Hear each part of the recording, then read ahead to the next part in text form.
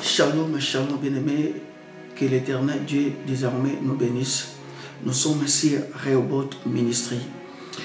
Nous avons une question et cette question sera notre sujet d'aujourd'hui. Quoi faire quand toutes les portes sont fermées? Qu'est-ce que tu feras quand tu sais tu veux avancer et que tu n'arrives pas à avancer? Qu'est-ce que tu feras quand tu frappes et que personne ne vient t'ouvrir? Quoi faire quand d'autres sont en train d'avancer et que toi tu n'avances pas? Qu'est-ce que tu feras, bien-aimé? C'est ce sujet que nous sommes venus partager avec vous aujourd'hui. C'est vraiment ce sujet, on aura beaucoup de séances sur ce sujet. Nous allons commencer à parler chaque jour, chaque point sur ce sujet. Qu'est-ce que tu feras quand les choses ne marchent pas? Qu'est-ce que tu feras, bien-aimé, si tu es devant une situation dans ta vie et que les autres sont en train d'avancer et que toi, tu n'avances pas? Écoute, ce sont ces genres de situations qui arrivent à tout le monde. Que tu sois riche ou pauvre, fort ou grand, fort ou faible, grand ou petit. Ce sont des situations qui arrivent à tout le monde. Il arrive des fois dans la vie, bien-aimé, nous sommes devant ce genre de situations. Rien ne marche, bien-aimé. Les autres sont en train d'avancer et que nous n'avançons pas. Qu'est-ce que tu feras, bien-aimé, quand les gens que tu étais à bon terme avec hier, aujourd'hui, ils commencent à rencontrer des histoires sur toi? Qu'est-ce que tu feras, bien-aimé, quand toutes les portes, même dans ton église, les choses ne marchent pas? Bien-aimé, laisse-moi vous dire, ce sont des choses qui arrivent à tout le monde, même aux prophètes, aux pasteurs, aux apôtres, aux évangélistes, que les choses marchaient bien dans le ministère, mais aujourd'hui, les choses ne marchent plus bien. Qu'est-ce que tu dois faire, bien-aimé, quand rien ne marche dans ta vie? Qu'est-ce que tu feras? Oui, bien-aimé, même dans nos couples, dans nos mariages, il arrive des fois, frère, que toutes les portes sont fermées. Rien ne marche, bien-aimé, dans le Seigneur. C'est ça notre question. Qu'est-ce que tu feras quand rien ne marchera? Peut-être toi, jusque-là, tu n'es pas encore entré dans ce genre de situation. Tu es à l'aise. Oui, bien-aimé, mais écoute-moi. Qu'est-ce que tu feras quand rien ne va marcher dans ta vie? Peut-être toi, tu es déjà dans ce genre de situation et que rien ne marche dans ton couple, rien ne marche dans ta famille, rien ne marche dans ton ministère, rien ne marche dans tes affaires. Qu'est-ce que tu feras quand toutes les portes seront fermées pour toi? Écoute, dans la Bible, il y a une histoire. Les enfants d'Israël, quand ils ont sorti d'Égypte, ils sont allés vers la direction de la mer Rouge. Ils sont arrivés devant la mer Rouge. Devant, c'était la mer Rouge. Derrière Pharaon. Ils ne pouvaient pas avancer et ils ne pouvaient pas reculer. Exode chapitre 14, le verset 1 jusqu'au verset 18. Moi, j'ai lu tous ces versets. Et ces versets, ça sera le verset que nous allons commencer à partager sur ces versets.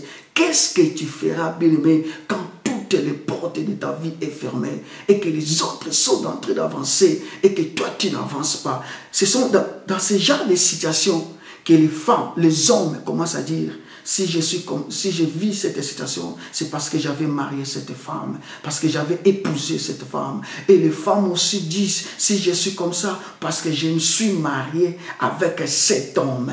Bien aimé, qu'est-ce que tu feras quand rien ne marche? La première chose à faire, c'est ce que je vais te dire aujourd'hui. Et demain, je te dirai encore la deuxième chose, parce qu'il y a beaucoup de points. Mais aujourd'hui, je te dis, qu'est-ce que tu feras quand toutes les portes sont fermées? La première des choses, en tant que nous, les enfants de Dieu, analyse d'abord la situation.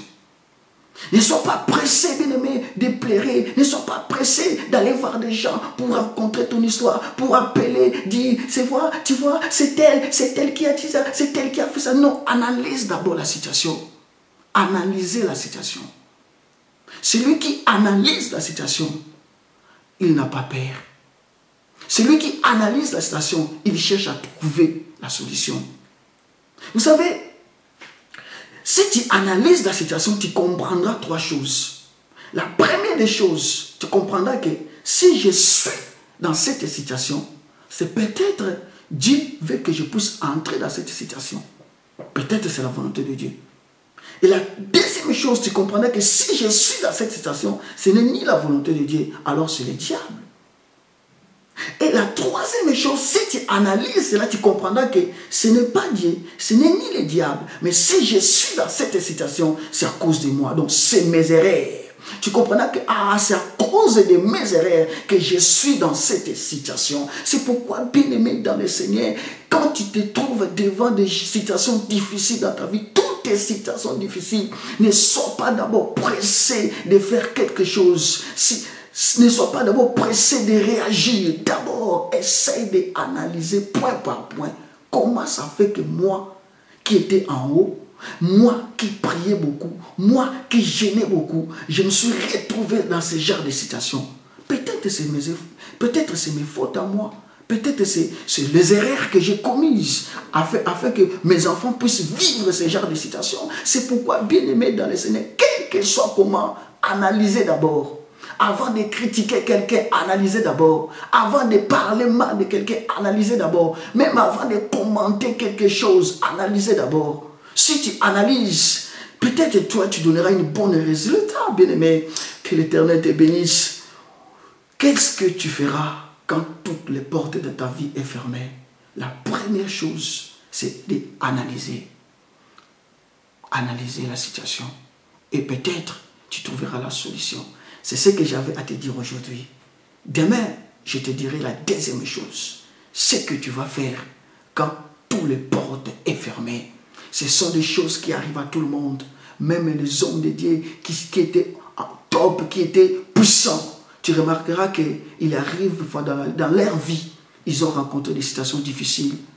Et cela arrive à tout le monde. Même dans quel que soit ton rang social, il arrive à tout le monde d'être devant la mer rouge, derrière Pharaon. Tu ne peux pas avancer et tu ne peux pas reculer. Qu'est-ce que tu feras? La première des choses, analyser. Médite bien le livre d'Exode, chapitre 14, les versets 1 jusqu'au verset 18. Demain, on va essayer de comprendre encore une autre chose sur ces versets. Qu'est-ce que tu dois faire? Que l'Éternel Dieu te bénisse. Que l'Éternel Dieu te donne l'intelligence et la sagesse. C'est ça ce que nous avons à vous dire.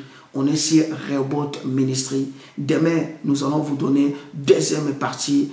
Qu'est-ce que tu feras quand toutes les portes sont fermées? Aujourd'hui, commence d'abord à analyser les choses. Que Dieu te bénisse. Amen.